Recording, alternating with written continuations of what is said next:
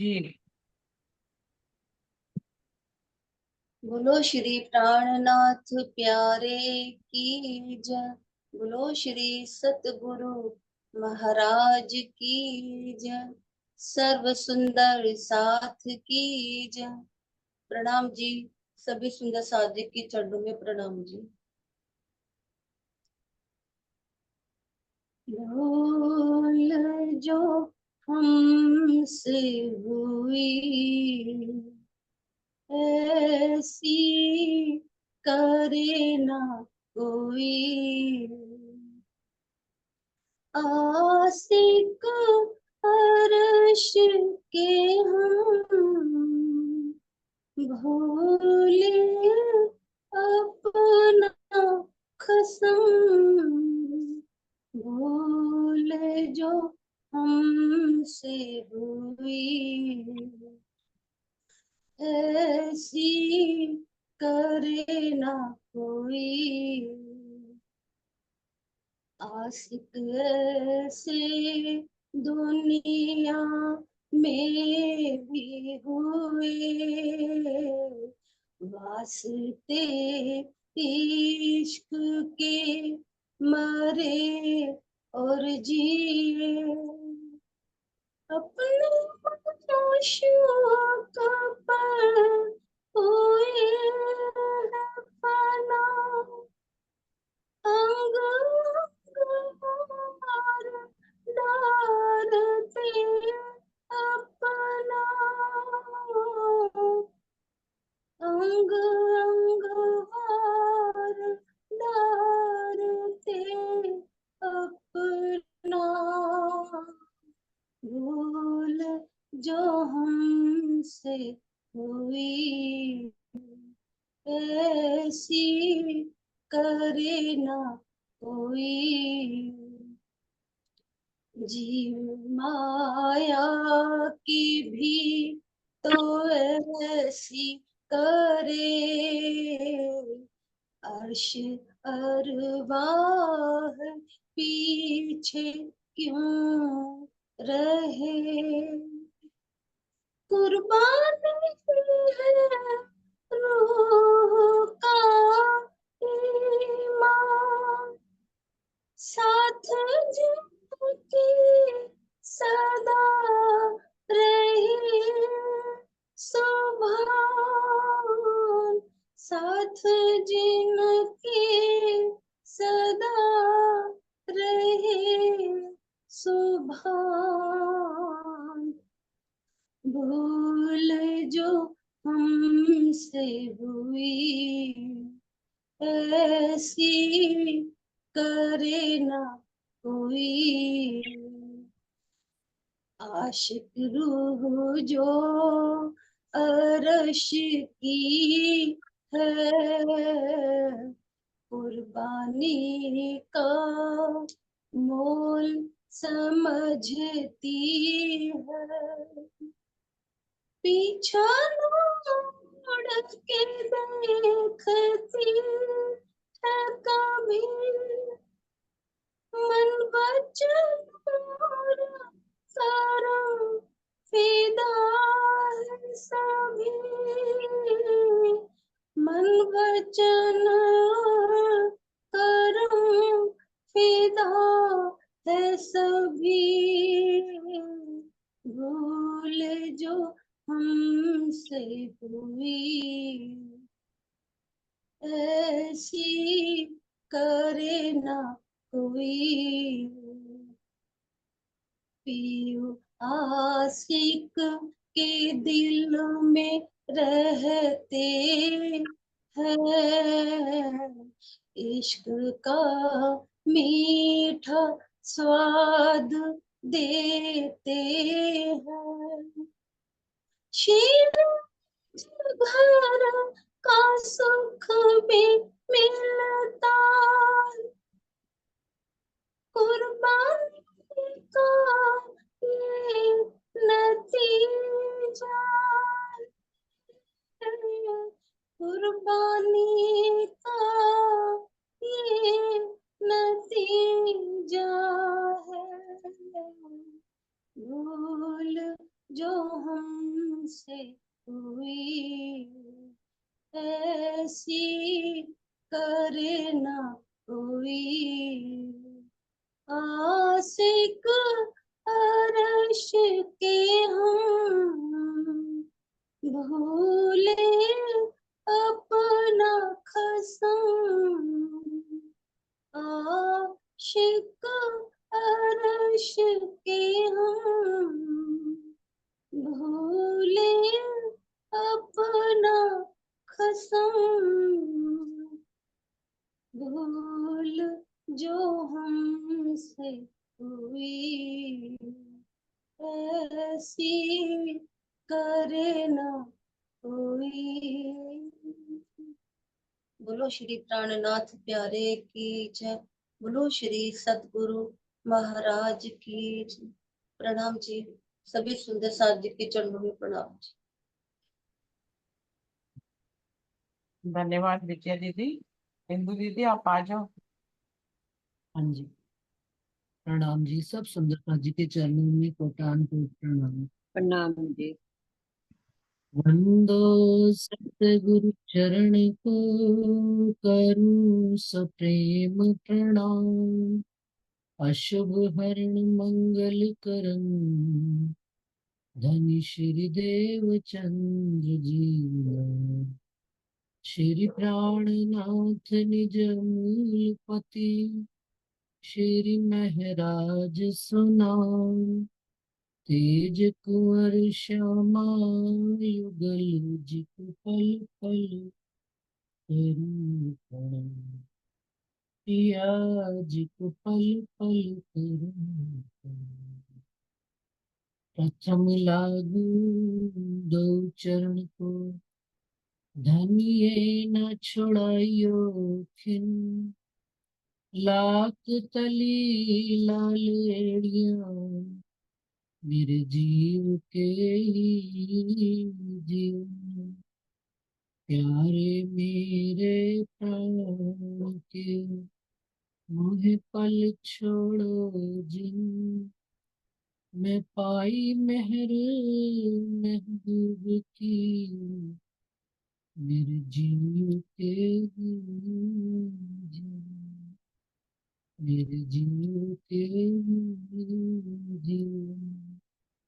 बोलो श्री प्राणनाथ प्यारे की जय। बोलो श्री निजानंद स्वामी की जय। बोलो श्री निजानंद संप्रदाय की जय। समस्त सुंदर साथ की जय। सुंदर साथ आवाज जी बड़ी धीमी आ रही है। धीमी आ रही है। हाँ जी, प्रणाम जी। प्रणाम जी। प्रणाम जी। मैं भी और मैंने बढ़ा तो दिया वॉल्यूम फुल, अभी और देखती हूँ, मैं थोड़ा आगे भी हो जाती है।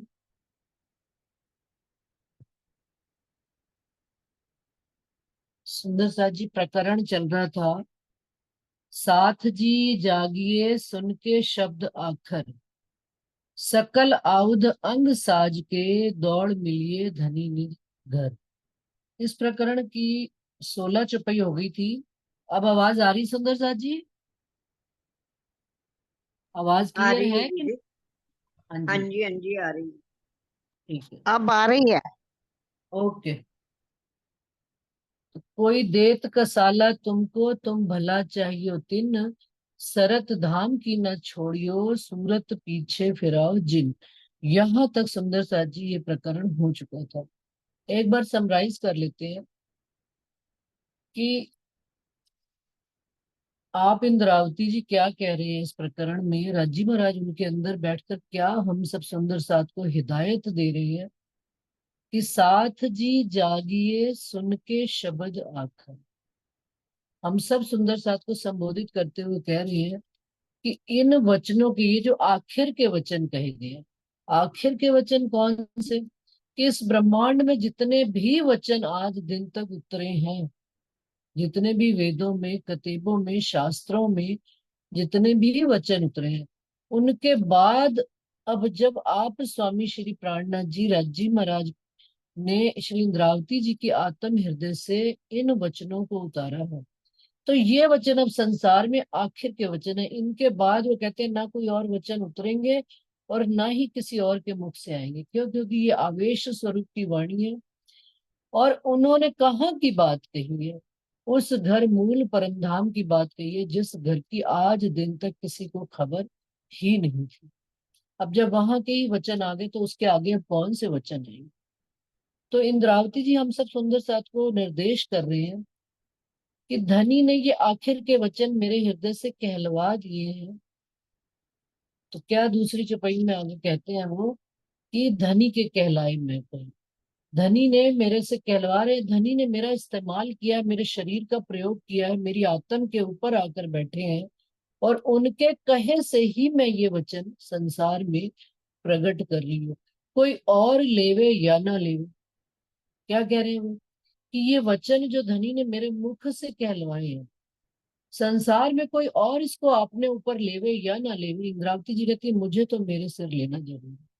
क्यों? क्योंकि धनी का हुक्म, धनी के हमारे घर की बातें, हमारी रहने की बातें, हमारी चाल ढाल कैसी होनी चाहिए, इंद्रावती जी कहती है वो सब मेरे द्वारा कहलवाई जा रही है।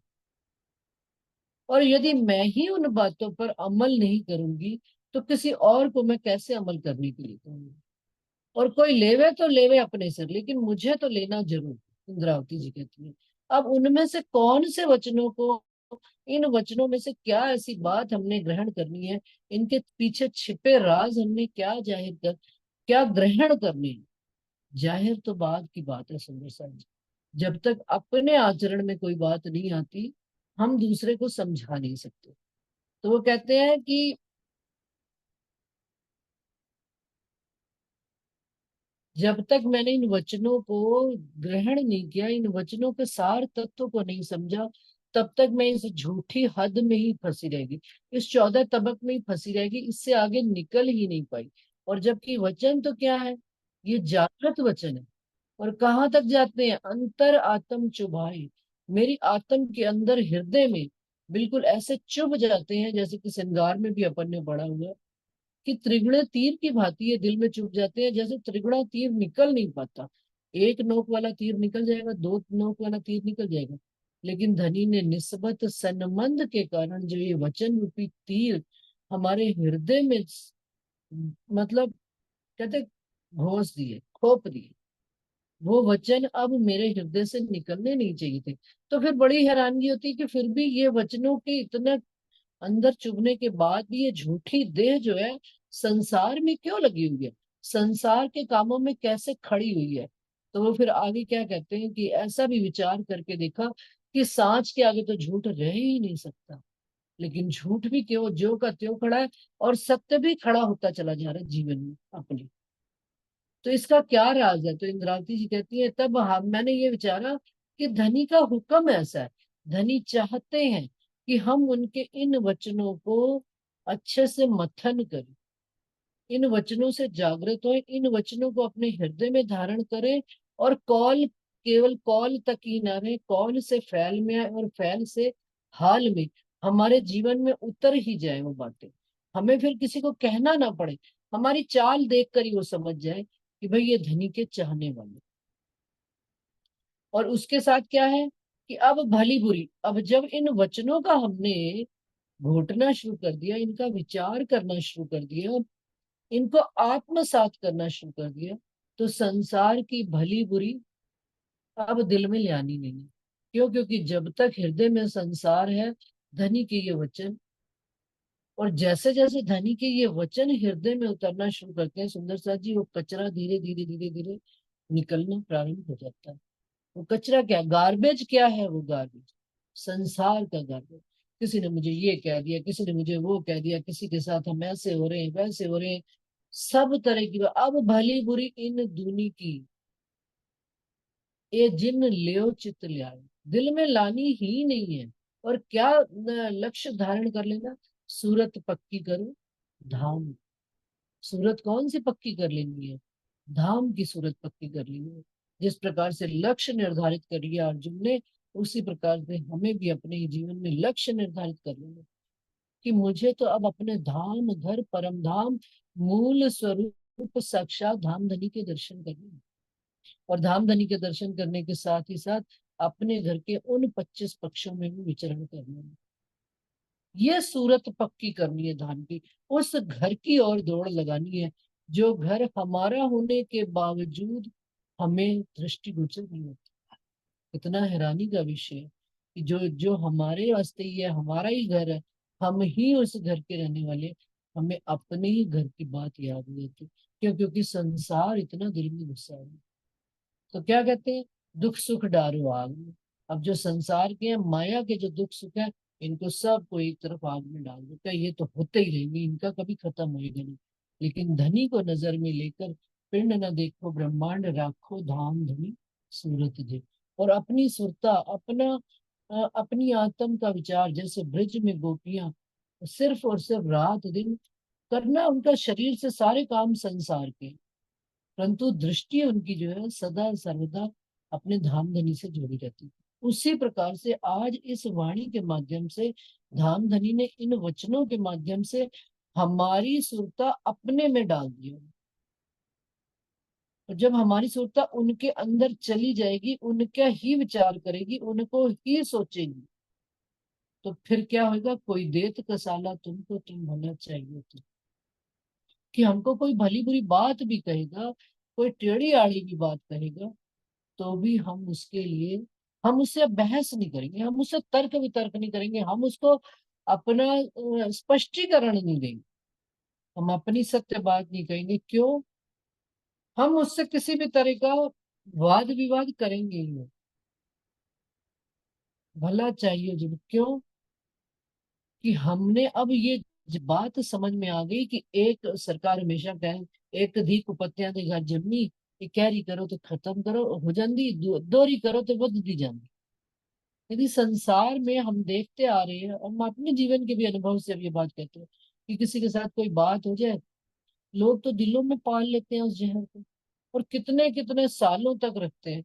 लेकिन धनी की मेहर और कृपा ये हम पर हुई है, मैं तो अपने में मानती हूँ, किसी और का कि बड़ी जल्दी ही मेरे हृदय से वो बात निकल जाती है कि किसी ने मुझे कुछ कहा कि भाई इतनी बात, जब वो लेनी ही नहीं, धनी ने एक बात समझा दी कि उसमें जितना पढ़ेंगे उसी का विस्तार होगा, और धनी की बातों में पढ़ेंगे, धनी के विचार करेंगे तो धनी का विस्तार होगा। तो क्या कहते हैं, अब जो झूठ कोई देत कसाला तुमको तुम भला चाहिए थे। यदि धनी का विचार, धनी का स्वरूप दिल में उतरा हुआ है, तो धनी कैसे हैं, धनी कैसा व्यवहार करते उस वक्त उस व्यक्ति के साथ, इस बात को मद्देनजर रखकर, इस बात को ध्यान में रखकर हर समय सचेत होकर हमको चलना पड़ेगा। सुंदर, अगर थोड़ी सी चूक हुई हमारी चेतना में, हमारी सचेतना में, हमारी विवेक में, हमसे चूक हो जाएगी। तो क्या कहते हैं कि कोई देत कसाला तुमको तुम भला चाहिए तेन, सरत धाम की ना छोड़ियो। ये सरत किसकी है? ये परम धाम की चाल है सुंदर सा जी। यहाँ पर अनेक विचारों वाले होते हैं। अब माया तो छोड़ ही दीजिए सुंदर सा जी, अब धनी की राह पर भी चलने वाले हमारे साथ अनेक विचार वाले सुंदर साथ चलते हैं। किसी का कोई विचार आता है, किसी का कोई विचार आता है, वहां पर भी हमने निर्विकार भाव होकर उनके साथ अपनी धाम की रीत नहीं छोड़नी। मन में मतभेद ना हो, वचन में विचारों में मतभेद चलेगा, लेकिन मन में मतभेद नहीं चलेगा। क्यों? क्योंकि ये तो शरत है धाम की। एक धाम, शरत धाम की क्या है कि धाम में तो कोई भी रूह कोई सा भी काम कर ले, धनी को रिझाने के लिए, कोई दौड़ कर आगे चली जाए, कोई पीछे उसके हाथ से ले ले, उसको बीच में से निकल जाए, लेकिन वहां पर ये निर्विकार भाव है। वहां पर ये भाव ही नहीं है कि मैं तुमसे नाराज होगी, तुम मुझसे नाराज हो। क्यों? क्योंकि कोई भी किसी, यदि कोई भी वचनों का इतना विस्तार चल रहा है ब्रह्मांड में, तो निश्चित रूप से धनी ही हमको वो बात समझाना चाहते हैं जो हमने आज तक नहीं समझी। और यदि हम उसको नेगेटिव रूप में देखते हैं विचार को कि नहीं वो इस राह पर चलता है, वो इस राह पर चलता है, मैं तो नहीं भाई किसी की बात, हम तो किसी की बात नहीं एग्री करेंगे, हम जो राह पर चल रहे हैं वही राह सही है, तो फिर हमारे लिए मार्ग बंद है, आगे बढ़ने का दरवाजा बंद है। दरवाजे तभी बंद होते हैं कि सबको अपने हृदय में धारण, सबका प्यार, सबका, सबके विचार, फिर उन विचारों के ऊपर एक धनी का विचार। वाणी हमको क्या कहती है, फिर जो वाणी के द्वारा बात समझ में आए बस वही सत्य है। बाकी किसी को क्या कहना और क्यों कहना। तो कोई देत कसाला तुमको, तुम भला चाहिए होते न सरत धाम की न छोड़ियो, सूरत पीछे फिराओ जी। जो कोई होवे ब्रह्म सृष्टि का। अब उन्होंने आगे पहले तो वो सबसे पहली चरण में क्या कहते कि सुनो साथ जी जागिए सुन के शब्द आपको। अब यहाँ पर क्या करें, पहले तो साथ बुला दिया सबको, अब यहाँ क्या कह दिया, जो कोई होवे ब्रह्म सृष्टि का, सो लीजे वचन ए मान, अपने पहरो जागिए समया पहुंचा आन। हमारा किसी को कहना फर्ज है, मनाना फर्ज नहीं है, उस जिद में पड़ जाना फर्ज नहीं है हमारा। हमने संदेशा दे दिया धनी का, धनी की बात बता दी, समझा दी, कोई ले अपने से ले तो ले, नहीं तो अपनी राह चलते चलो। जो कोई होवे ब्रह्म, कल हम सुंदर सा जी प्रेम पाती पढ़ रहे थे, तो उसमें जुग हम लोग तो कहते हैं, हम लोग सच्चा, हम लोग सरकार श्री को याद करते हैं, या जो लोग नहीं जानते थे कहते बड़ी खंडनी कर देने, खंडनी बड़ी करते हैं भाई, बर्दाश्त नहीं होती। तो सरकार क्या खंडनी करते हैं, जो वाणी में ऐसी ऐसी बातें लिख दी गई कि प्राणनाथ जी कितनी तगड़ी खंडनी की। एक तो उन्होंने पहले काला कुत्ता ही लिख दिया जयराम भाई को, कि भाई काले कुत्ते की भांति तो इस माया के पीछे पड़ा हुआ है, चचोड़ रहा है इस माया को। और कल हम जुगलदास जी की पाती पढ़ रहे थे, सुंदर साथ जी प्रेम पाती, उन्होंने तो वो शब्द लिख दिए कि जो हृदय में चोट ही कर गए। ये वचन चोट करे ना, ये वचन ऐसे हृदय में चोट कर जाए कि बस कोई और वचन किसी के समझ में ही ना आए। लेकिन जब हमने ही पर्दा डाल दिया अपनी नजर के आगे, हमें कोई बात और दूसरी समझ में ही नहीं आई, हमें केवल अपनी ही बात समझ में आई। क्या उसमें जुगलदास जी लिख रहे हैं कि इस जो प्रेम पाती के 9 हरफ मैंने लिखे हैं, जुगलदास जी कहते हैं, जो इन वचनों को केवल पढ़कर निकल जाता है और अपने जीवन में आचरण में जो आत्म नहीं लाती है, वो रांड स्त्री। सुंदर साथ जी, हम ऐसे कठोर और निकृष्ट जीव हुए पड़े हैं कि हमें ये वचन हमें चोट नहीं करते थे कि हमें क्या शब्द लिख दिए उन्होंने, कि हम वो रांड स्त्रियां हैं जो संसार में तो सबको अपना बनाए बैठे, लेकिन एक धनी के साथ संबंध जोड़ने में हमें, धनी का संबंध पीछे कर दिया, बाकी के संबंधों को आगे कर दिया, तो वो स्त्री रांड स्त्री ही तो है। ऐसी गहरी बात उस प्रेम पाती में 9 हरफों में लिखी हुई है। एक एक हरफ जीवन में कब उतरेगा, कैसे उतरेगा, कितना उतर रहा है, ये सब किसकी कृपा और मेहर हो रही है। ये धनी ही चाहते हैं हमको। और ऐसा नहीं है कि हमने प्रेम पाती सुंदर साथ जी पहली बार पढ़ रहे हैं, मुझे तो लगता है कि मैं शायद चौथी या पांचवी बार पढ़ रही हूँ। जिस तरह से इस वाणी को पढ़ने से कभी भी मन भराव नहीं आता ना, कि भाई भर अरे बड़ा पढ़ लिया अब नहीं पढ़ना। नित नौतन सुख ये वचन देते हैं धनी को। नित नौतन अवस्था में उन वचनों का भाव बदल जाता है सुंदर सा। जैसे जैसे अवस्था बदलती जाती, जैसे जैसे बात को समझने की, धनी के साथ जुड़ने की बात आ जाती है, तो क्या कहते हैं, अपने पहरो जागिए समय पहुंचे आ। वो समय आ गया, धनी ने, अब ये हमारा समय चल रहा है हमें धनी जगाने को। हम देख रहे हैं पुराना सुंदर, वो तो सुनते नहीं वाणी, वो तो करते नहीं वाणी। भाई उन्होंने अपने समय पे जाग लिया ना, वो अपने पहर पे उन्होंने कर लिया। अब वक्त हमारा है, समय धनी हमें दे रहे हैं, हमें जागृत करने के लिए धनी इतनी मेहनत कर रहे हैं, हमारे लिए सब प्रयास चल रहे हैं। सुंदर सा जी कितनी बारी प्रसंग सुना होगा ये, कि लक्ष्य को जब धारण कर लेते हैं, कि एक व्यक्ति मंदिर में जाता था बच्चे को लेकर, तो अब वो घूमते फिरते सारे पूरे मंदिर में कौन कौन सी क्रिया हो रही है, कौन सा कलाप हो रहा है, सारी बातों को उन्होंने विचार विवेक करना, और घर आके निंदा चुगली ये वो सब बातें बताई। तो पंडित जी, जो मंदिर के पंडित जी थे, और वो पंडित जी से बहस किया करते थे। पंडित जी देखो ये चीज ऐसे नहीं, ये चीज ऐसे नहीं, फलाना आता है मंदिर में दर्शन करने की कम की बजाय प्रसाद खाने की उसकी लालसा रहती है। दूसरा आता है वो सबको टोका टाकी करता रहता है, मतलब वो सब अवगुण ही अवगुण देखा करते थे। तो उन्होंने क्या किया, गुरु ने उनके, कि उनको एक हाथ में, सुंदर सा जी, एक दिया पकड़ा दिया और कहा कि पूरे मंदिर की परिक्रमा करके आओ, लेकिन शर्त ये है पूरे मंदिर में घूम कर आना, दिए की लौ नहीं बुझनी चाहिए।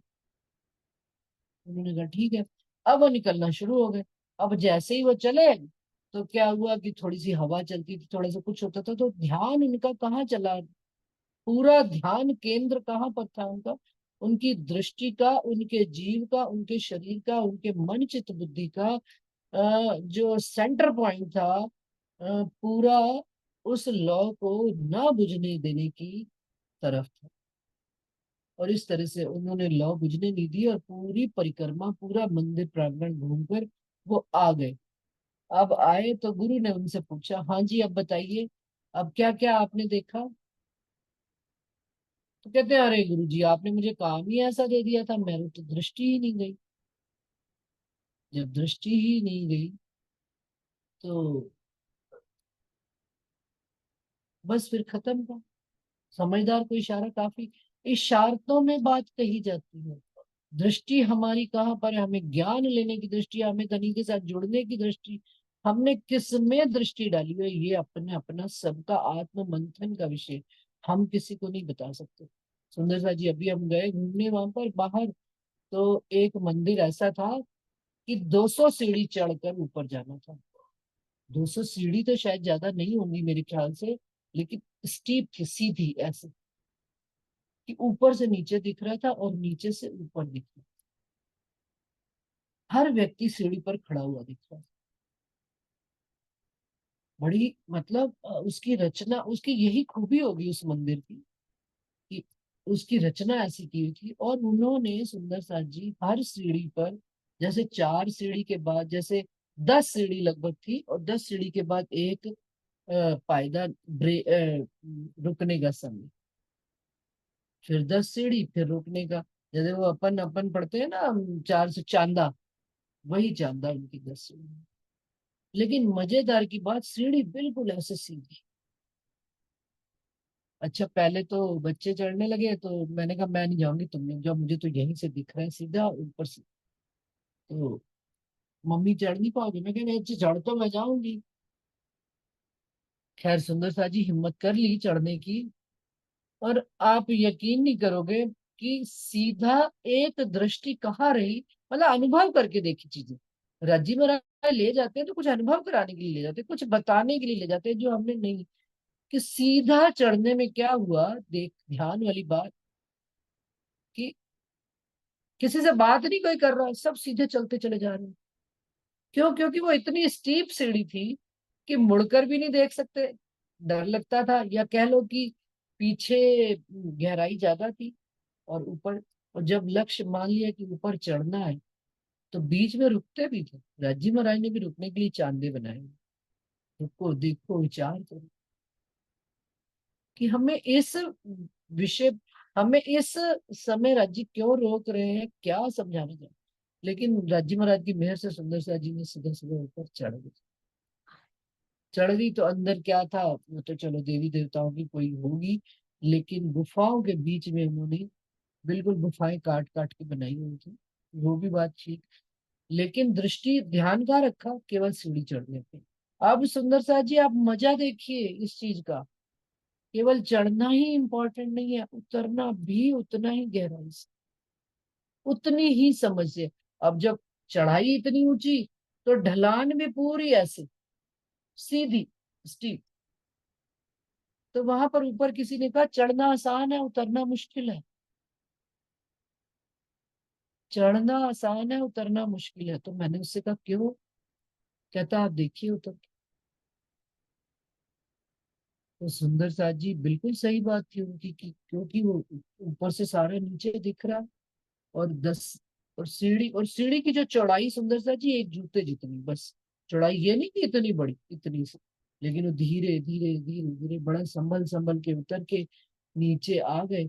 और तब समझ में आई कि यदि धनी लाड प्यार में आकाश पर ले जाते हैं, तो धनी ही उस लाड प्यार में हमको धरती पर भी रहना सिखाए।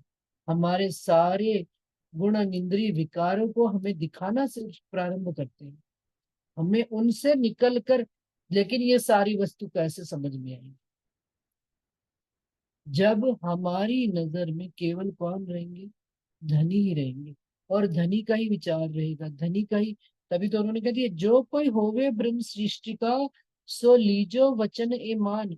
इन वचनों को केवल वचन मत मान कहना कि भाई लिख दिए पढ़ लिए ना, इनको जीवन में हमने उतारना है। अपने पोहरे जागी, अब हमारा समय आया बेटा। हम क्यों देखें कि वो पढ़ गई थे, उन्होंने नहीं पढ़ती थे, वो नहीं सुनती, ते अगे वाले जड़े नवे आए ने ओ ते लगते ही नहीं है। भाई मेरा समय है, मुझे धनी ने वक्त दिया, मुझे धनी की कृपा है कि मेरा शरीर चल रहा है, मुझे धनी की मेहर है, धनी ने दृष्टि दी है, दृष्टि भी आत्म दृष्टि दे रहे हैं हमें। तत्व दृष्टि, शरीर दृष्टि से उठकर ऊपर वाली दृष्टि दे रहे हैं, अपने स्वरूप की पहचान करा रहे। शुक्राना है आपका धनी, मुझे तो इस वक्त का लाभ लेना ही लेना, कोई और लेवे या ना ले। धनी की दृष्टि कृपा का क्या वर्णन सुंदर सा जी करें, कि बाहर भी कहीं घूमने जाते हैं, देश विदेशों में भी घूमने जाते हैं, तो केवल क्या दिखता है हर बात में? जब हमने विचार ही धनी का करना शुरू कर दिया, तो हर दृष्टि, हर जो राजी महाराज हमको दिखा रहे हैं संसार में, उसमें भी धनी का भाव जुड़ना शुरू हो गया। तो वो किस लिए धनी का भाव जुड़ना शुरू हो गया? क्योंकि धनी में ही नजर। धनी आप क्या दिखाने ले आए? धनी आप कौन सी माया दिखा रहे? नहीं, माया नहीं। सरकार क्या करते थे, अमेरिका जाते थे ना, तो नित नया कोई ना कोई भेद खोल के लाया करते थे। क्यों? क्योंकि हर चीज को वो, उनकी दृष्टि राज्य से जुड़ गई, हर चीज में वो राज्य वाला भाव। तो ये बात आज राज समझ में आई कि भाई कितना सुख धनी हमको दे रहे हैं, एक एक बात में सुख। तो क्या कहते हैं, अपन अब हमारा वक्त धनी हमें वक्त दे रहे। और वो सतगुरु महाराज, वो धाम धनी अक्षातीत मेरे पिया, वो तो हर समय हर पल मेरे अंगी संगी है। वही ये बुद्धि दे रहे, कोई मेरी औकात है? जब इंद्रावती जी ने कह दिया कि धनी के कहलाए मैं कहे तुमको दो चार शब्द, तो मैं कौन होती हूँ? ये दृष्टि मेरी वो पार की दृष्टि, खुलने की दृष्टि नहीं, ये भी धनी की कृपा है, धनी की मेहर है। सतगुरु महाराज का परम हस्त उनके हमारे सिर पर है।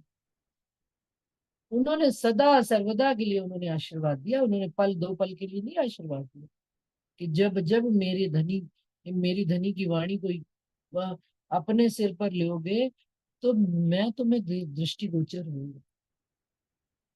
तो वो तन नहीं दिखता हमें, हमें वो धनी दिखते हैं।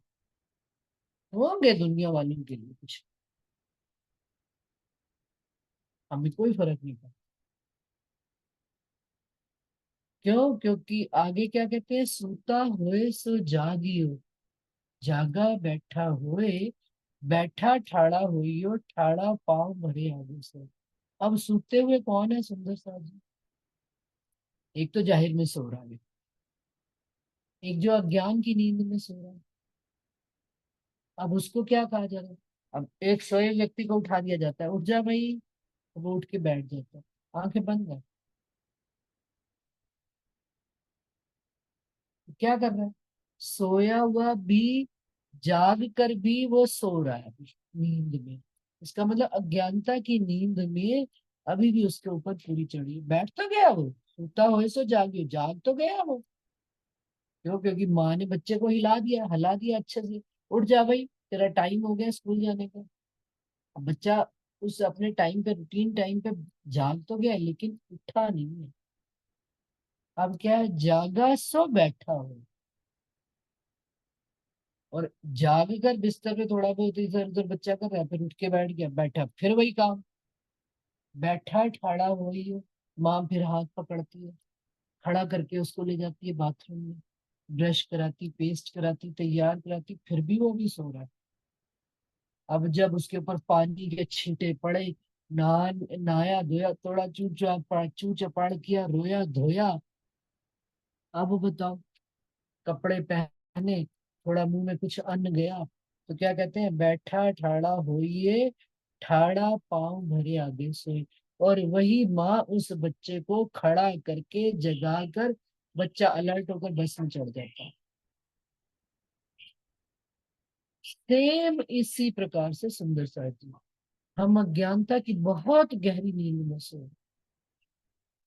धनी आते हैं हमको जगाने के लिए, कैसे आते हैं, किस रूप में आते हैं, नहीं आते हैं, ये हमारा नहीं विषय है, तर्क का, वाद विवाद का विषय नहीं है। जो ये मान कर ही बैठा है कि मैं जागृत हूं, आप उसको कैसे जगा लो? और लेकिन आप कह रहे हो कि मेरा ही तरीका सही है, और दूसरा कह रहा है कि मेरा तरीका सही है। तो क्या कह रहे हैं?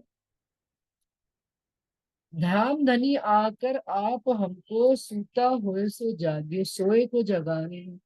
अब इसको जरा हम अपनी वाणी पर घटाएं, अपने सुंदर साथ में घटाएं कि हम सेवा पूजा में ही लगे हुए हैं। प्रारंभ काल से यदि हम देखते हैं, बचपन से हमको संस्कारों में माता पिता ने सेवा पूजा सिखा दी थी, तारतम पाठ करना सिखा दिया था, मेहर सागर याद करना सिखा दिया था। मैं अपने जीवन की बात करती हूँ, सेवा पूजा मुझे नहीं आती थी, लेकिन हमें मम्मी ने तारतम और मेहर सागर अच्छे से रटाया। उसके बाद मम्मी हमको बचपन में रतनपुरी ले जाती थी, तो वहां पर जब शिविर होते थे, बाल शिविर, युवा शिविर, तो वहां हमें संध्या आरती, मंगल आरती सब याद हो गई थी, क्योंकि एग्जाम हुआ करते थे। वो भी अभी तक सुंदर साथ जी संस्कार में था, सूते हुए थे, अज्ञानता थी, लेकिन वो बीजारोपण कर दिया गया था हमारे में। सूता हुए सो जागियो। अब धनी आए, धनी ने हमको जगाया। जब धनी ने हमको, क्या सबके साथ यही लीला है, जाग तो गया लेकिन सोए हुए हैं। कैसे किया? वो उन्होंने हमको कहा वाणी पढ़ना शुरू करो, धनी के चरने लग गए, वाणी पढ़नी शुरू कर दी। पर पाठों पे पाठ पढ़े जा रहे हैं, परंतु एक शब्द भी जीवन में उतर नहीं रहा। अब जब उतर नहीं रहा, जागे तो हुए परंतु फिर भी सोए नहीं। जागा बैठा हुई हो, फिर धनी की मेहर से, कृपा से, सतगुरु महाराज की कृपा से उन्होंने कहा मंथन करो। थोड़ी थोड़ी होश उठना शुरू हो गया, जल पड़ना शुरू हो गया। जब वाणी पढ़नी शुरू करी, धनी के वचनों का विचार करना शुरू किया, तो क्या हो गया? बैठ जाग्या सो बैठा हुए, बैठा ठाड़ा हुए, खड़े होने शुरू हो गए। धनी क्या कहते हैं इन वचनों में? सतगुरु महाराज हमको क्या हिदायत दे रहे हैं, क्या निर्देश दे रहे हैं, धनी हमसे क्या चाहते हैं? तो फिर देखा कि परम धाम के 25 पक्ष धनी बता रहे हैं। हम तो अभी वाणी मंथन पे लगे हैं। तो फिर धीरे धीरे हमें अपने घर की सुधाई, हमें धनी की सुधाई, हमें अपने सुंदर साथ की सुधाई, परम धाम के 25 पक्षों की सुधाई। तो वचनों के मंथन करते करते उन 25 पक्षों की तरफ बढ़े, चर्चनी की तरफ बढ़े। अब जो चर्चनी कर रहा है, दादा जी क्या कहते हैं, जो सेवा पूजा कर रहा है वो वाणी मंथन करे, जो वाणी मंथन कर रहा है वो चर्चनी करे, जो चर्चनी कर रहा है वो चितवन करे, और जो चितवन कर रहा है वो रहनी करे। इस तरह से एक पूरी प्रक्रिया, एक सर्कल, सोने से उठने तक की प्रक्रिया, और फिर उठकर दौड़ लगाने की प्रक्रिया। किस और दौड़ लगाने की? घर जाने की प्रक्रिया, अपने मूल घर परम धाम देखने की प्रक्रिया, उस घर में जाकर अपनी पर आत्म के स्वरूप को देखने की प्रक्रिया। ये सारी प्रक्रिया अज्ञानता से ज्ञान की है।